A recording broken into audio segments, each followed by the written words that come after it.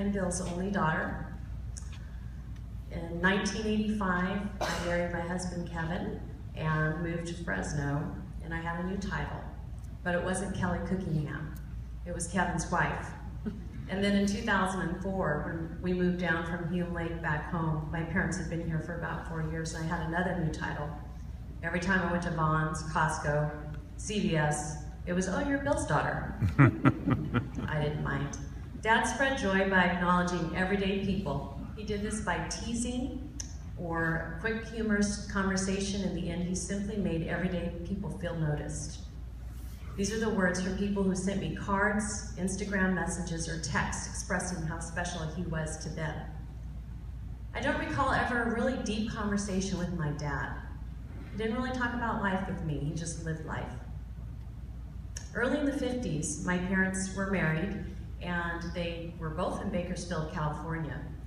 My dad had just gotten out of the Navy, met Mom, got married. She had just finished her first job as secretary to FBI agents working on Lockheed's little project called the U-2. Some of you have heard of it. Contract under the supervision of the CIA. I bet you guys didn't know that, did you, grandkids? And they decided to move to the Bay Area. When they moved and they were looking for work, Mom soon was hired by Lockheed's first security department as a secretary, and that's how my dad got his job eventually, working in missile contracts. This job would be my father's job for the next 35 years, while my mom quit after their first child, this guy, was born 5.5 years later. They moved from Redwood City to our tract home in San Jose, California. We enjoyed a very stable life there. We had the same home, neighbors, school district, church home, and friends until we all got married. While some might consider this kind of a mundane or boring life, for us, it provided stability, and for me, it was a life full of rich experiences and relationships and consistency. Dad loved to tell me often, especially in the last couple of years, that I was his favorite daughter. And of course, I would tell him, well, Dad, you're my favorite father. Not sure that Dad was really prepared to have a girl. In fact, in the last couple of months especially, he said, you know, I didn't really want a girl. But he said, I like you. I watched him do yard work, build things, detail the cars, and on most weekends cook with Mom.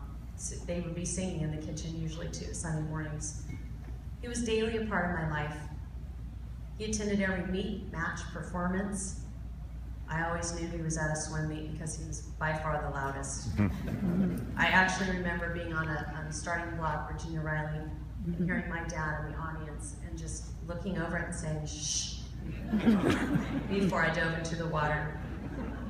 He knew I loved tennis. To ensure playing time, he would take me to his buddy's private court. At my first job, he would drive over to the store at 9 o'clock at night just to make sure that nobody got me when I locked up the store by myself at 16.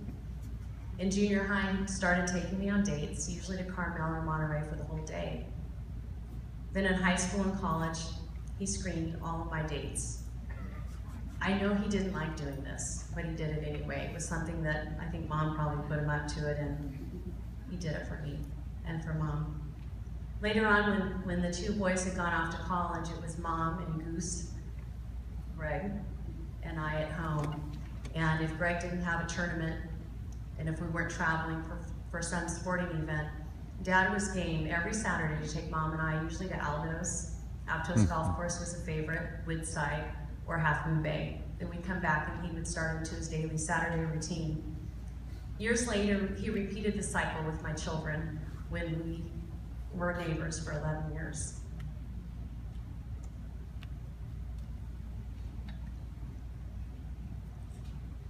As Mom and I poured through old pictures of Dad for this memorial, I had forgotten how strong he was, because the last couple of years of Parkinson's had really taken its toll.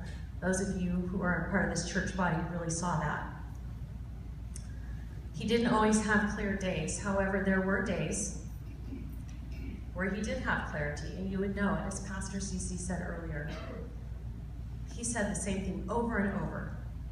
I'm the luckiest man in the world. And then he would say, I have the greatest gal in the world. And I would say, yes, you do, Dad.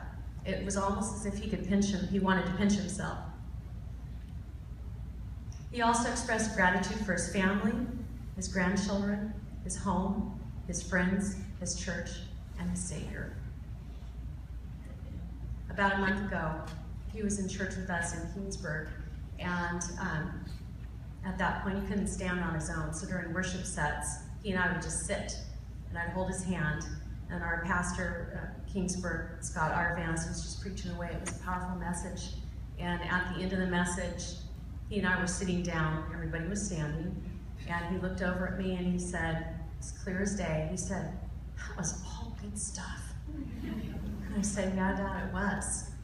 Living with my dad wasn't perfect, but it was good. From a daughter's perspective, it was all good stuff.